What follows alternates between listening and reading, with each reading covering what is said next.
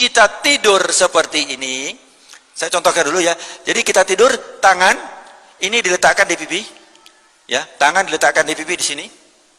Kemudian kenapa kita miring ke kanan? Nah, satu otak kita yang sebelah kiri itu berada di atas, sehingga tidak ditekan oleh otak yang sebelah kanan, sehingga dia lebih enteng nanti selama proses daripada tidur itu. Kemudian yang kedua, secara singkat, ini saya harus cepat ini ya, nggak apa-apa ya. Jantung kita pada saat kita tidur seperti ini, maka jantung kita posisinya di mana? Di atas. Karena tadi kan jantung tadi kan sebelah kiri. Jantung kita kan sebelah kiri.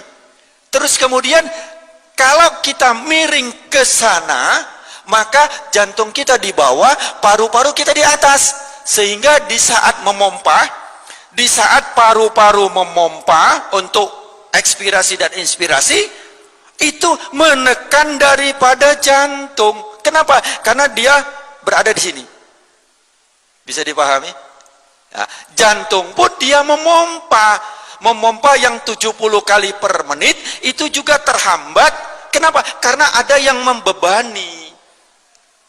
Saya ulangi lagi, jantung yang berada di bawah, kalau dia memompa, apabila di atasnya ada beban yang juga memompa, maka jantung lebih berat untuk mensuplai daripada kebutuhan kita yang ada di seluruh ini.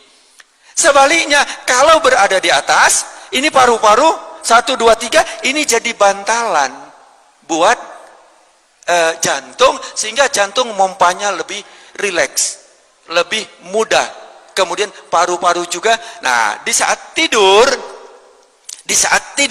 itu pernafasan kita turun. Tidak 16, 12, 14, ya tidak sampai 20. Turun. Kenapa? Karena ini tadi. Subhanallah. Rasulullah ajarkan seperti ini, padahal Rasulullah tidak mengenal anatomi. Tetapi kenapa? Itu sangat istimewa. Di saat kita tidur seperti itu, bahwa paru-paru itu tidak menekan daripada jantung. Yang kedua, jantung kita ini setelah memompa, kemudian di situ ada namanya aorta. Aorta pembuluh darah yang agak besar. Itu kemudian posisinya itu lebih atas dari organ yang lain. Jadi kalau posisi seperti ini, ngapunten, seperti ini posisinya, ya, maka posisi daripada aorta tadi dia naiknya sebelah sini.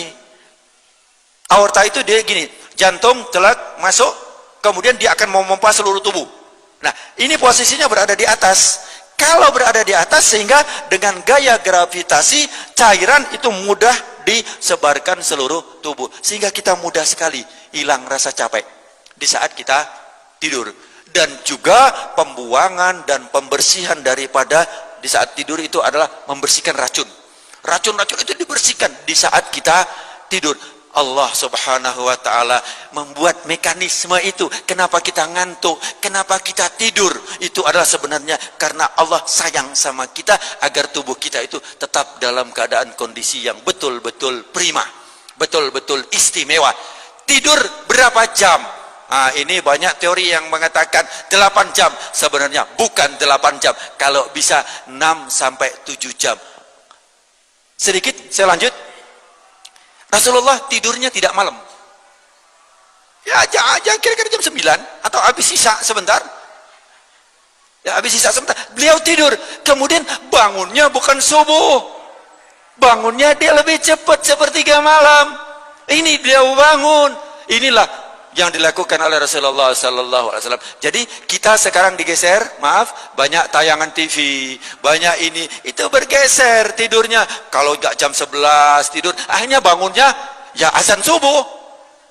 Nah, itu. Jadi, kenapa? Karena apabila sudah datangnya gelap, maka Allah berikan itu kesempatan kita untuk istirahat, untuk istirahatkan tubuh kita. Saya kembali sedikit.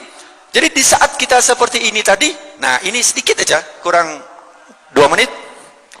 Di saat kita tidur ini, kaki kita jangan lurus. Kaki kita jangan lurus. Kenapa? Kalau lurus, otot ini akan ketarik. Jadi harus rileks, ditarik sedikit, agak ditekuk.